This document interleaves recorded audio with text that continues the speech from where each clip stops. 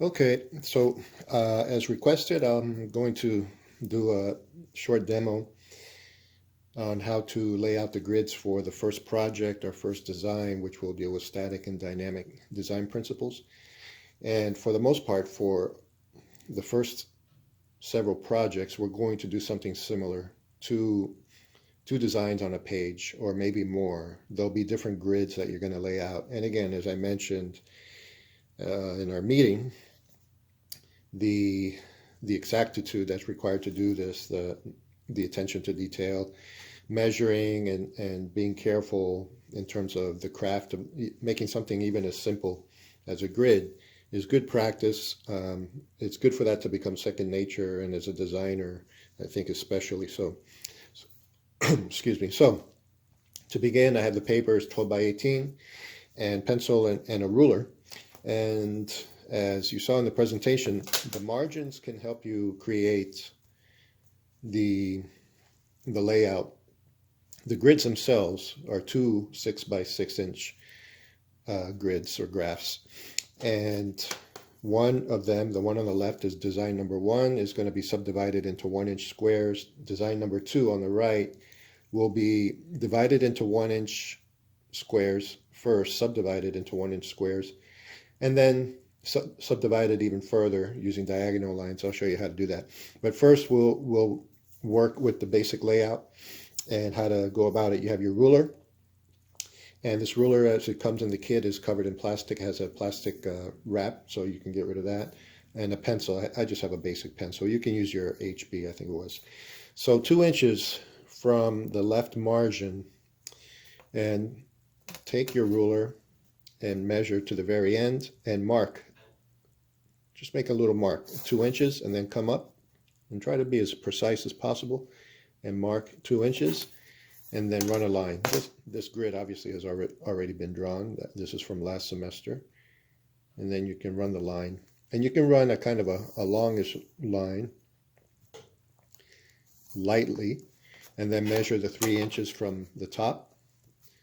And you can do this. Let me show you a kind of a shortcut. Line that up, 3 inches, make a mark, and then come all the way down almost to the end of the page and make another mark, 3 inches. And then from there you can lay out the top edge, not an edge, I suppose, the top line at the two, and a light line all the way across. And then you have that guideline, okay? You can do the same at the bottom, 3 inches up, make a mark at 3 inches.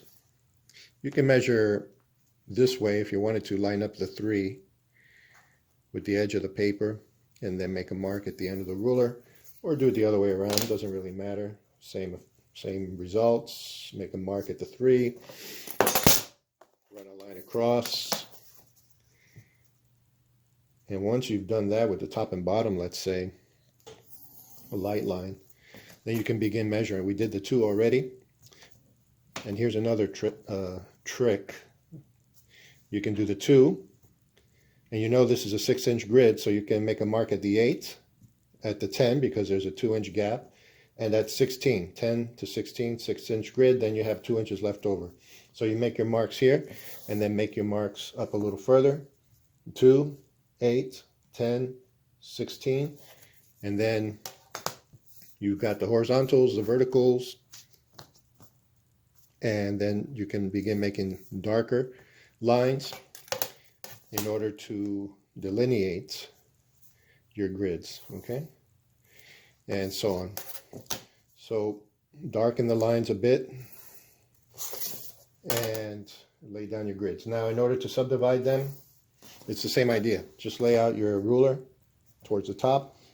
1, 2, 3, 4, 5, and you don't have to do that. 5 marks, and you have 1-inch intervals, 1, 2, 3, 4, 5, and then run your lines, line them up with the marks and run your lines. Do the same thing, top to bottom, left to right, and subdivide that grid into 1-inch squares. When you're done with that, over here, what you need to do, as long as your 1-inch squares are lined up the way they should be, just run a diagonal line from corner to corner, all the way across, and those lines should cut through the corners or the junctures of those 1-inch squares, and you do the same. Small diagonal at the top, and then a diagonal that crosses over 2 squares, 3 squares, and so on.